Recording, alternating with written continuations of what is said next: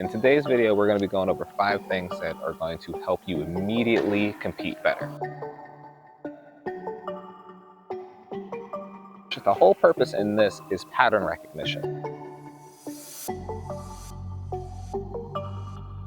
But the purpose is figuring out how to get to the shot you want.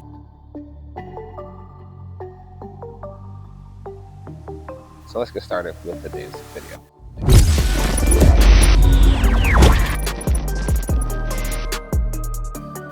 So with that game, Emily actually was working on trying to get a backhand slice error out of me. I had no idea. I was just playing the point like I would any other point. And like I told you guys, my goal was to draw an error from her using my backhand. The game wasn't over. I'm just giving you guys a short version of it. The cool thing about it that Emily mentioned off camera was, even though she didn't win the game, she also noticed that when she was focused on trying to get me to get slices or trying to get me to slice to her, she was winning some points off of the setup of recognizing that I was going to slice. Like, she had a good ball where she came in and hit a drop shot on me, where even though she didn't win a point in the game, she realized that because she was focused on that thing, she was able to finish with a shot where she was fully in control.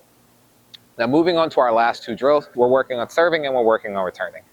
All you're doing for the first one, which was going to be on the serve, is starting off every point with a predetermined serve pattern and the ball after pattern.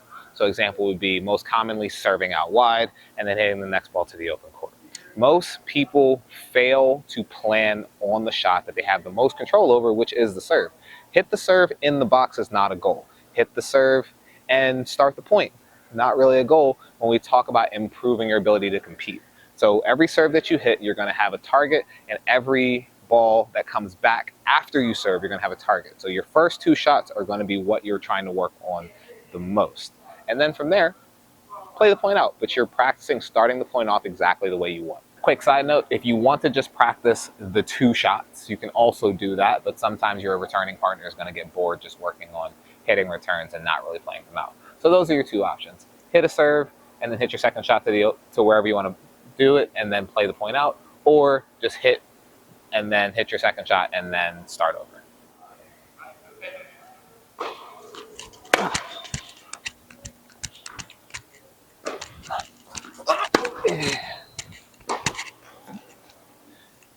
Did you do what you wanted? Did you do what you wanted? Cool. You can change it up, by the way, if you want.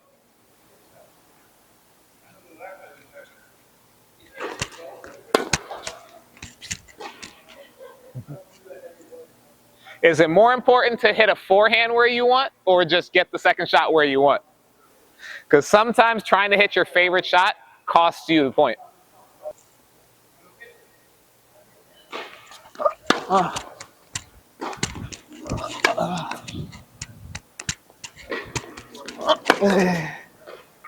Oh! Almost got me.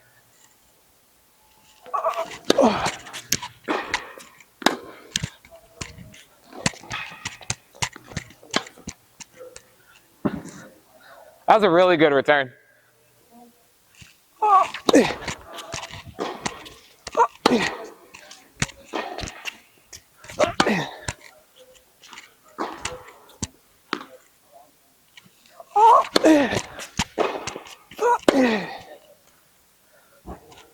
So like you guys saw, that drill was pretty simple. The point play itself isn't the most important part. It's just getting a consistent start to the point based on what you're trying to work on. So our last one is going to be on the opposite side, which is going to be returning. All you have to do, we're going to divide the court into 3 spaces, left, middle, and right. You can do it by putting lines on the court, or you can just pay attention to what the spaces are. But all you're doing is every point has to start with a distinct return location. So let's say I'm going to play a tiebreak, or I'm going to play service games or whatever, but every return is going to go to the ad side. Or every return is going to go deep center. Every return is going to go to the deuce side. And then from there, you just play the point out normal. The whole purpose here is, can you control your starting position when your opponent is in control most of the time? Obviously, if they're hitting crazy serves, it's not always going to work that way, but that doesn't mean you shouldn't have the intent of putting a return somewhere. Even if you, for example, you know that their backhand's weaker than their forehand, why would you not aim your returns to that spot on purpose if you can control it? So let's get into this last one, and then we'll be done. So Emily has decreed that she's going to focus on trying to work on returning deep center. So that's all we're going to do. We're going to play it out like we normally would. I'm just going to serve 4 points, and her job is, as often as possible, start the point off by pushing me back off the center line.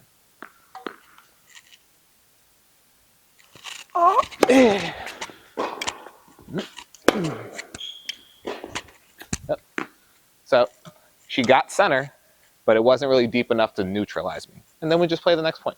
Her whole job is keep focusing on that thing that she's working on as we play through the set. Second serve. Good.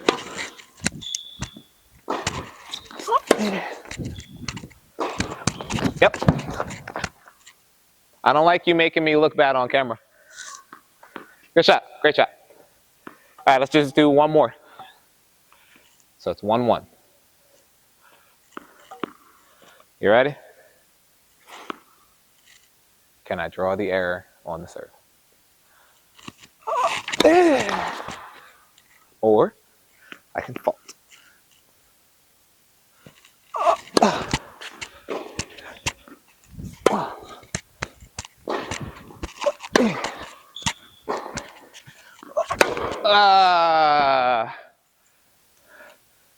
Ego shot.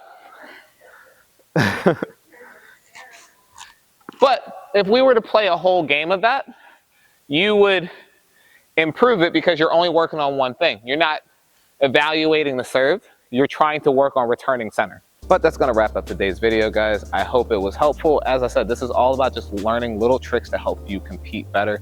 Each drill has a bunch of ways that it can be adjusted to fit your needs, but the main thing is you can immediately take what you're practicing and apply it on court without any adjustment. If you're working on doing finishing shots, you go through the red, green, yellow exercise. If you're working on controlling outcomes, you play the game where you have to figure out how to get them to hit that shot that you want. Serving and returning are the 2 most important shots in the game because that's how you start every point.